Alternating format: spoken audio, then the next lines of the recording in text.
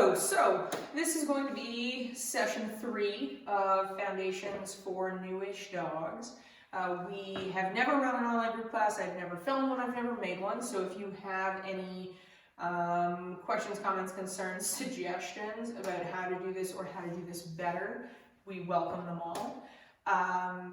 This was not how this was supposed to be run, so there are a couple things we're going to be changing to our lesson plan for the next 2 or 3 weeks, just because it might be a little bit more difficult with no extra dogs, no extra distractions around. So how we're going to start this session and the format we're going to follow for the next 3 is we're going to recap what we did last week, we're going to warm up, and then we're going to introduce this week's themes and exercises. We're going to go through that, and then we're going to give you the homework. So there's going to be a couple different places that we're going to ask you to pause this, and we'll put it on the screen, and you can do your warm-up. It gives you an opportunity to work the dog, and then you can start the video again. Or, just watch the whole thing. You do you, live your life in your house. All that being said. So, I have my notes over here. So, what we did in the first week, we did engagement, we did some basic engagement, and we taught you how and why creating attention and creating focus and keeping it on you is valuable. Keeping that with you and being able to build that engagement around bigger distractions and more exciting things is incredibly valuable over the course of your life with your dog, and incredibly valuable to training. If you cannot keep that attention on you, it's very hard to teach your dog things. So we're going to recap some engagement drills. We also touched on impulse control. So impulse control is the ability for your dog to understand that waiting for a reward is beneficial, and that it's more beneficial than taking what you want first.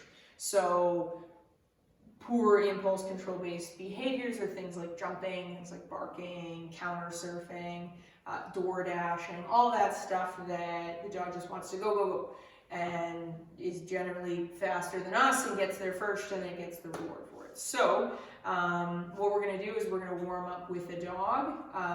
We're going to work on some of our eye contact drill and the duration that we've been building there for a week. And then we're going to launch into this week's theme. So I'm going to grab a dog, and then I'll show you how I want the warm-up to go. 1 second. Okay, so Sasha's going to help me out here. She's a very helpful dog. Sit. Lovely. Okay, so how we're going to warm up. We're going to warm up with engagement. We're going to call. And we're going to make eye contact. Perfect.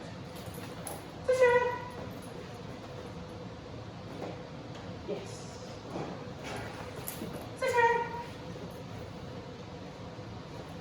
Thank you for jumping like this. Nicely. Thank you. That's less choppy. Down. Now, we had put in a couple of basic positions, sit and down, so we can use those now. Eye contact from a sit, down. Eye contact from a down. Right? And we always want her chasing us down. The other way you can make it harder, I'm going to face away from her. So I want her to wrap around me, and I want her to figure out where she should be. Yes. Woo. Yes.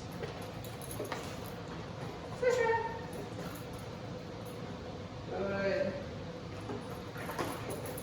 She's a very enthusiastic helper. So, all I want is a little bit of a warm-up. Perfect. And there's my duration, eye contact, right? Sasha's very motivated and very motivated at all times. Your dog does not have to be flying through the air, but yes. We want to get them pepped up, and we want to get them very excited about the fact that we're going to train. Even with my older dogs, obviously with this dog, I start almost all my training sessions with a little bit of engagement. Just gonna go get some food. A little bit of engagement just to get them into training mode, right? So let's go. Okay, so the theme for this week was going to be socialization. It is socialization. Socialization is one of those phrases that a lot of people know about, and not a lot of people really know what it means. So when we talk about socialization, there's a lot of people that hear that your dog has to meet 50 other dogs or 50 other people. That's just not the case. That's a really poor interpretation of socialization. When you think about socialization, I want you to delete everything that you've heard. And what I want you to think about in place of that is socialization is the ability to understand and deal with stress appropriately. So when you have a dog that's poorly socialized, you can have a dog that absolutely, lunges, barks, growls, bites, runs away and shakes. Absolutely. When you have a poorly socialized dog, you can also have a dog that jumps on people, spins at the door crashes, jumps and barks. You can have a dog that is so overexcited at the prospect of whatever it is excited about that it can't contain itself. So stress can be positive or it can be negative. It can be a super exciting response to something, or it can be a super fearful response to something. It's all just a state of arousal. So socialization, good socialization, is not meeting all these things. It's creating neutrality. It's creating neutrality in the dog and creating that mindset of, wow, this is something that's stressing me out, be it super exciting or super fearful. And you know what I should do? I should look at my owner to figure out what I should do. I should clue in, check in, see what I'm being asked, and that's how I should respond to a situation. If you have a dog that's responding neutrally to a situation, you generally have a very well socialized dog. You have a dog that goes, oh, that's a bicycle. I haven't seen a bicycle. I'm not scared of it, but I'm also not running down to jump on it.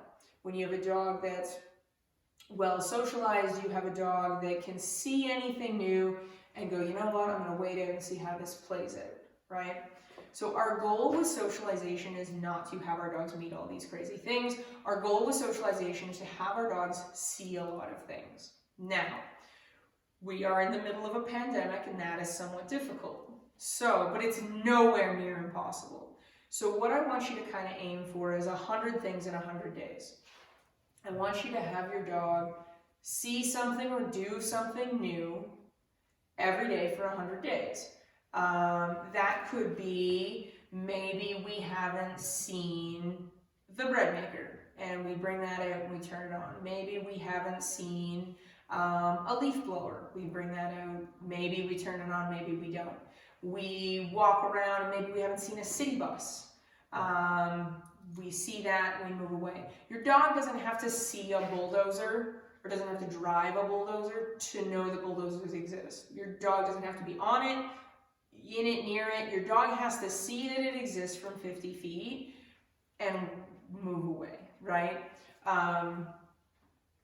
The common example I use for this is if you brought someone from the 1600s to nowadays and they were, let's say, 25 and they saw an airplane, they would freak out. Meanwhile, you have 25-year-olds that exist now that maybe have never been on an airplane, but they don't freak out every time they see one because they know they exist and they go, that's not that interesting, and they move on.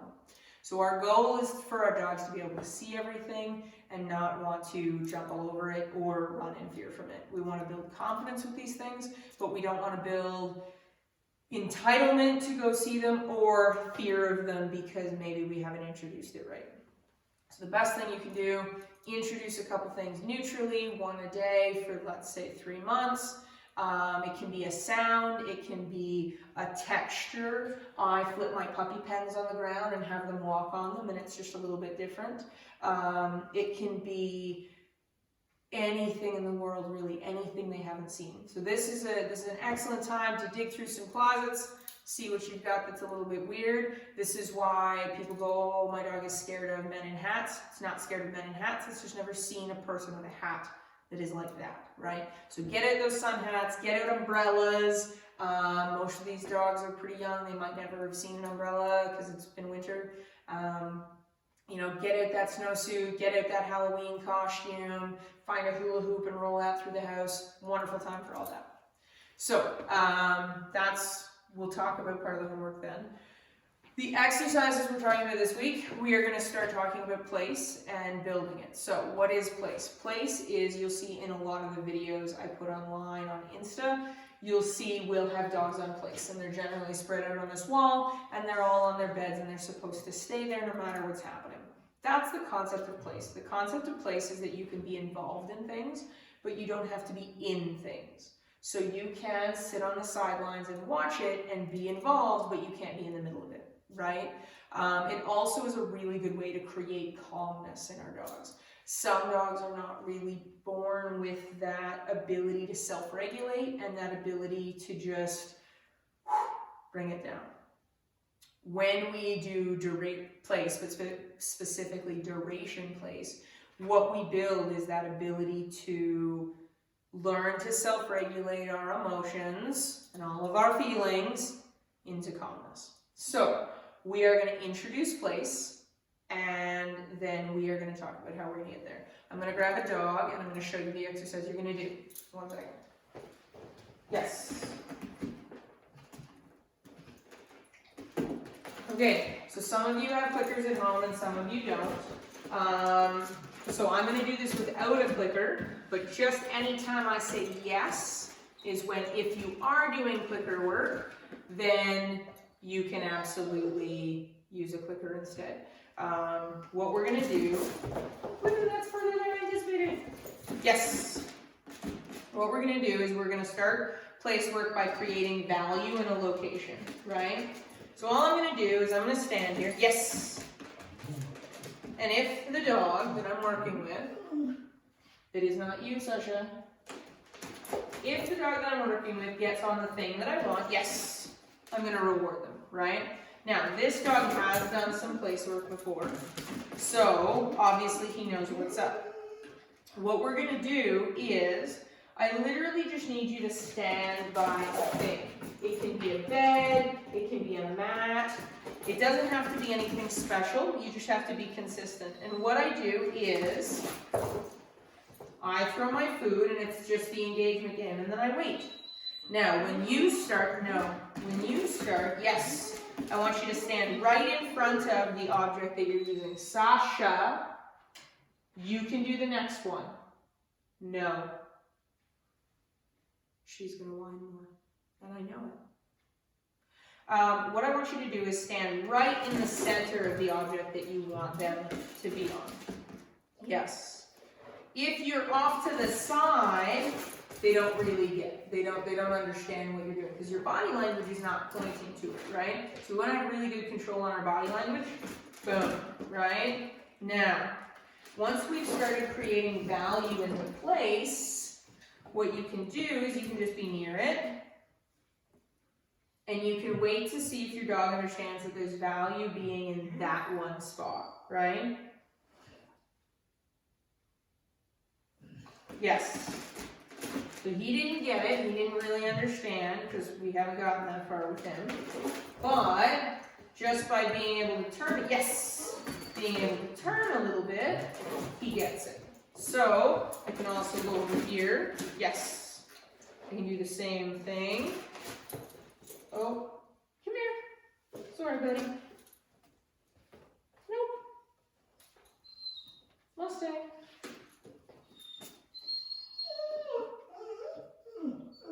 Nope. I'm a big fan of waiting for them to figure it out because it makes their brain work harder. Now, if you have a dog that maybe is not super motivated, Mustang, or is maybe not super food motivated, you can lure them if they're not naturally inclined to try new things. Mustang! Yes. So what that's going to look like is, hey, yes. Mustang!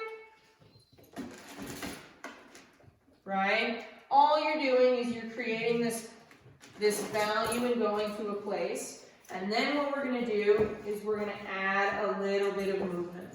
And all that's going to look like, yes, is starting from a little bit further out, let's say 2 feet. Mustang! Nope.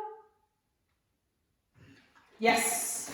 Now once your dog is getting on this, I'm going to say 9 times out of 10 every training session for 3 training sessions, then you can name it. Now you do not have to name it place. Yes. You do not have to name it place at all. I have one lady who named it Hawaii. It's fantastic. Dogs don't speak English. It doesn't matter what you name them.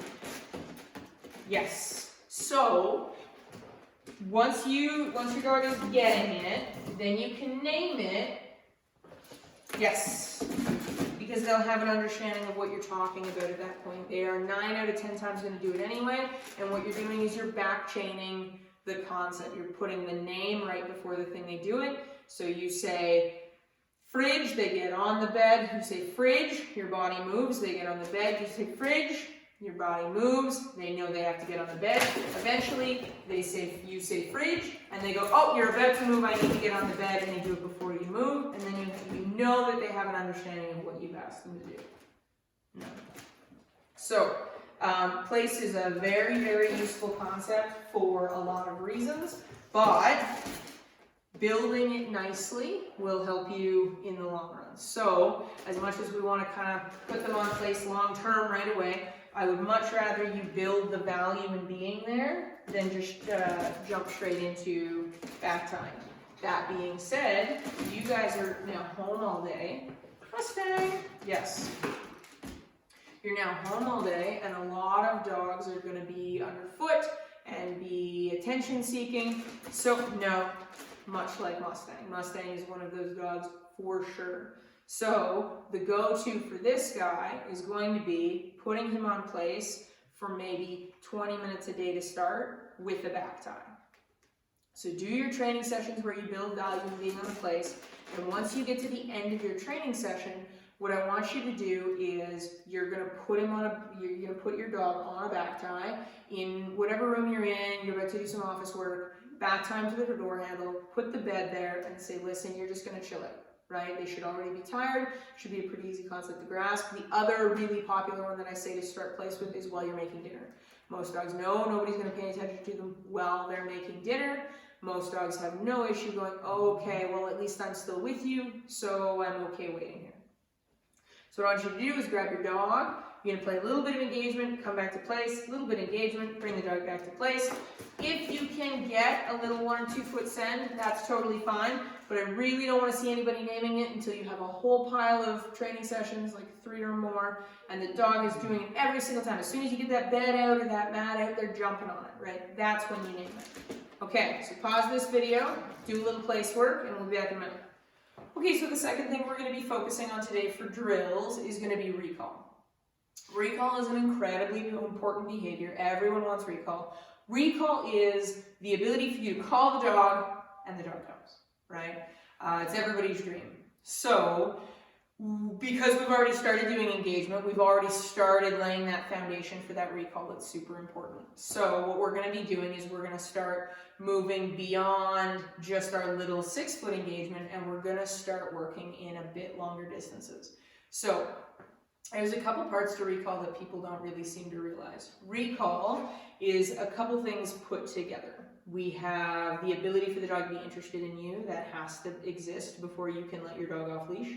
Your dog has to think you are better than a lot of the things out there, because if it doesn't, it's not going to be motivated to come back. The other thing is your dog has to understand that when it does something good for you, you will give it something good. You do not do recall for a week and reward your dog for a week and then never reward your dog again. My competition dog is still, he's 3.5 years old. He is still rewarded for recalls when we are not in trial. I'm going to say almost every time. And that's why he has bomb-proof recall, is because he knows that when he comes back, he's getting paid. If you don't pay your dogs for recall, you will not get good recall, right? We call our dogs 1,000,000 times a day in the house and we don't reward them.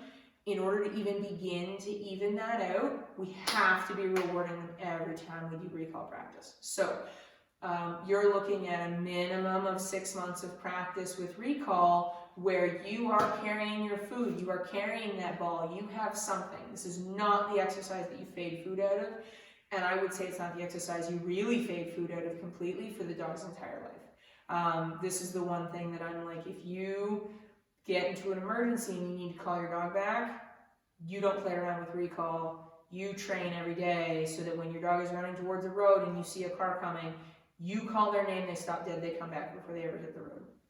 So What we're going to do is we're going to start working on a long line. Some of you may not have a long line. If you don't, any piece of rope will do. Also, tying 2 or 3 leashes together, super good. Skipping ropes, wonderful times. I mean, I'd hesitate to use extension cords, but like I have them with me now and they're long, so there's that. If you do need a long line, Amazon has them. I also sell them, and I am willing to do a porch drop if you are anywhere near me. So there's that. All long lines they're 20, 30, 50-foot lines, and they're your backup in case your dog blows their recall. The other hard thing about recall is that it's the first time the dog is really working outside of your radius. So dogs have a pretty good understanding that when we train them on a leash or we train them in our house, they have to listen within 6 feet. It's a very strange concept for them to go, I have a list freedom, I have a list freedom. What do you mean I have to listen to you 150 feet away? You're not here, I listen to you when I'm near you. So with the long line, we start to condition the idea or familiarize them with the idea that they have to listen no matter where they are and no matter if there's a leash on or not. So we're going to start working the long line, and then in the next week and the week after, we're going to show you how to start fading that long line from you, but we will not be fading the food. We will be paying our dogs every time. So for the very beginning, what we're going to do is we are going to show you a really easy recall drill, and then we're going to ask you to expand it all week, right? Hold on while I grab a dog. Okay, so we're gonna grab Sasha for this. Sasha has okay recall, but there's always room for more practice. So Sasha knows that being on the bed is valuable, so she's going to choose to be on the bed. We're going to do the really simple one to start. We're going to have her on the bed. We're going to have her stay there. We're going to back up maybe 3 feet. Sasha, come. Good girl. No, this one. Go good. Down. Down. All we're going to do is we're going to start in an obedience position. They're not going to be loose and sniffing and all that fun stuff. And we're going to start in an obedience position, and we're going to finish in obedience position. Sasha, come. Now, what I want you to do, what I want you to do is if you train this with just their name, you absolutely can for the first few weeks. If you say your dog's name with come, the actual command, come here with me, whatever you want to use for that recall command. If you use that, you have to make sure they have a finished position. So, Sasha, come. For her recall is not finished until she's sitting. What I don't want to see is, Sasha, come. And she's standing. Right? I don't want to see you call your dog and have them just be standing or jumping around at the beginning. If you want to train with the name right away, it's okay. You can just go right into the sit. I tend to train without the named command, like the come version of this, or here. I tend to train without that for maybe the first week, just because I like the dog to really drive into me and I don't want to finish the behavior. So keep that in mind though. A recall isn't finished until they're in the finished position. Sasha, come. Good. And the reason is, you've all seen the people at the dog park or anywhere where they call their dogs and the dog comes here and they go to reach for the dog and the dog bounces away. And that's because when they recall, they taught the dog that when they come back, they get food first, and that the recall is finished by food. It's not finished by them being in a position.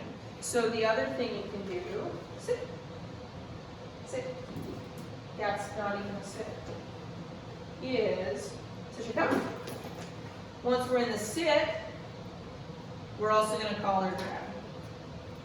We're also going to call her grab. And what this does is it gets your dog familiar with the fact that when they're called, the behavior isn't done until someone has their collar, which is even more beneficial. Okay, so how we're going to do recall is their dog's going to be in an obedience position, on the bed, on place, whatever you want to call it. Sit. Yes. No. Yes. Okay. And they're going to come to you, and then you're going to put them on the other. You don't have to, that's okay. You can just go back to that one. Good. Okay.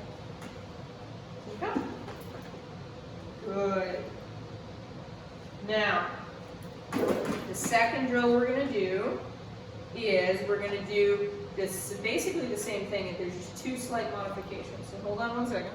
Okay, so I've removed one of the beds because what we're going to do is instead of calling them from an obedience position to an obedience position, we're going to call them from a free position to an obedience position. So that's when you play your game. Session! And they come and they have to come back to an obedience position and they have to sit, right? So, session! Good. Right? So they're free, they're having fun. Session! They wrap you, and they calmly, nicely take food. That's the part we're not doing. We're free. Good.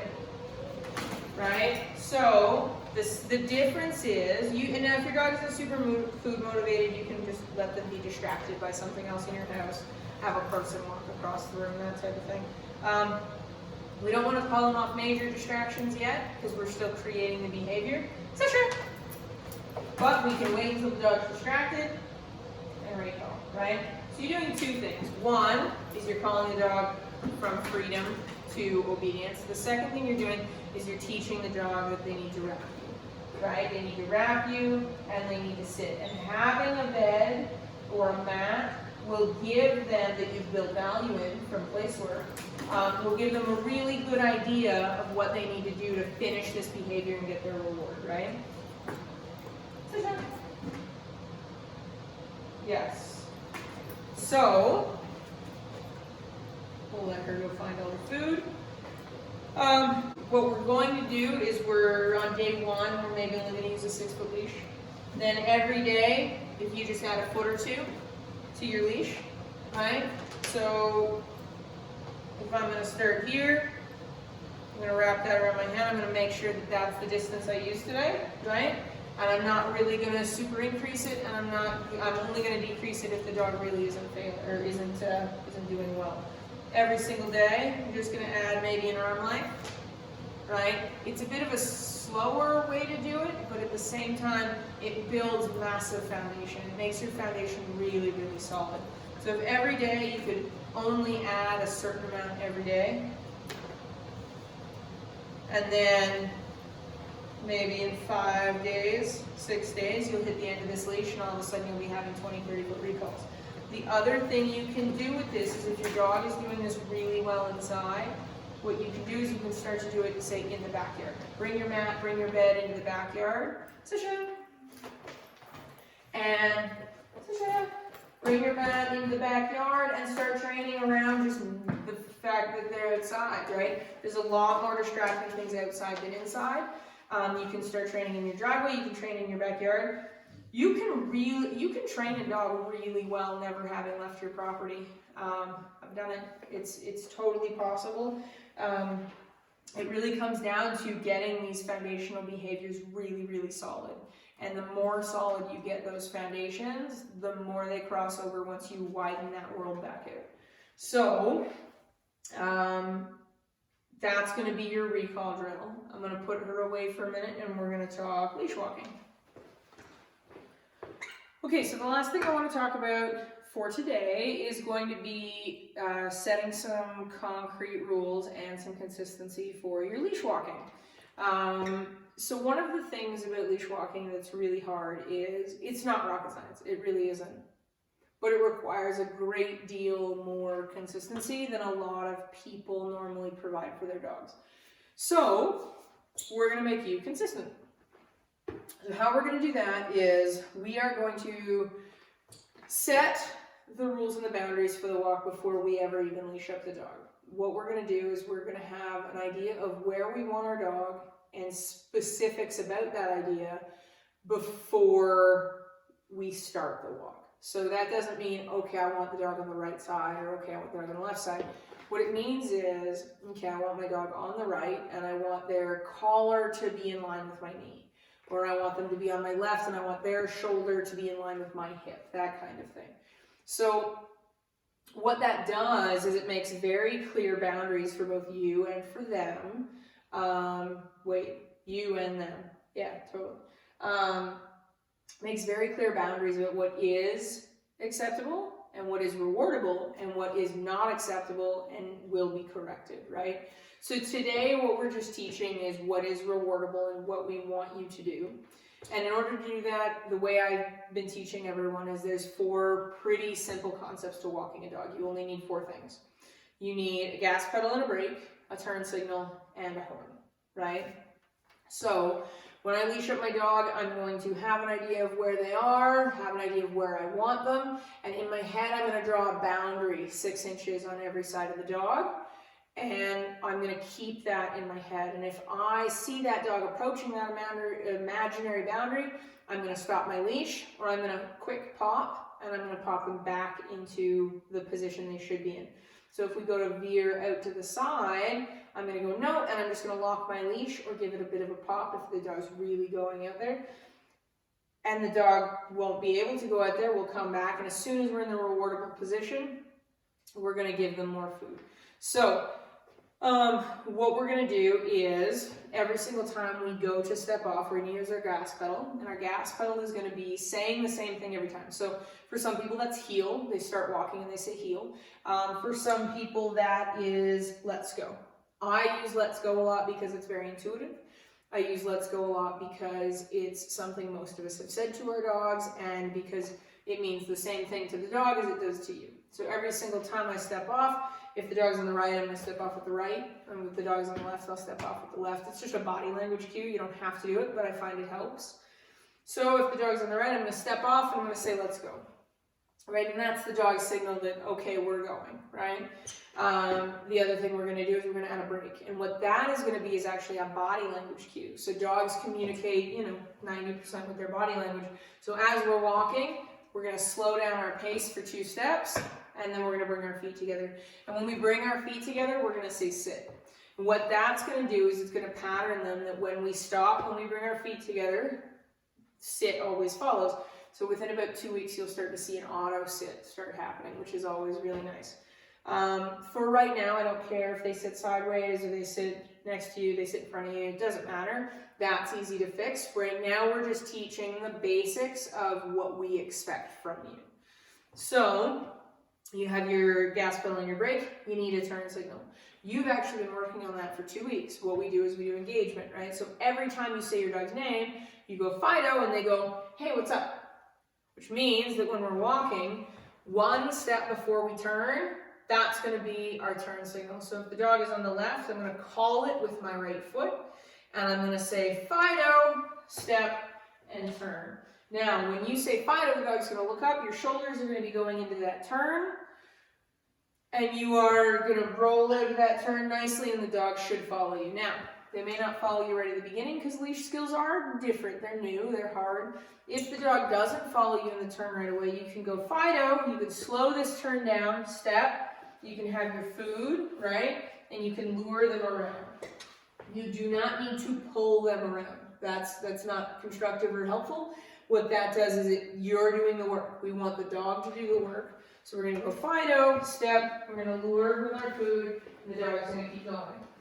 So if I go Fido, and I step and I turn, dog's going to follow me, and I slow down, and I come to a stop, right? I'm going to get Sasha out, and we're going to show you what that looks like. You're going to see she doesn't always have the best position, so she's probably going to surge out of position a little bit here and there. And you're going to see me anytime I go to lock the leash, or I go to give her a leash pop, because she's leaving the position she knows she should be in.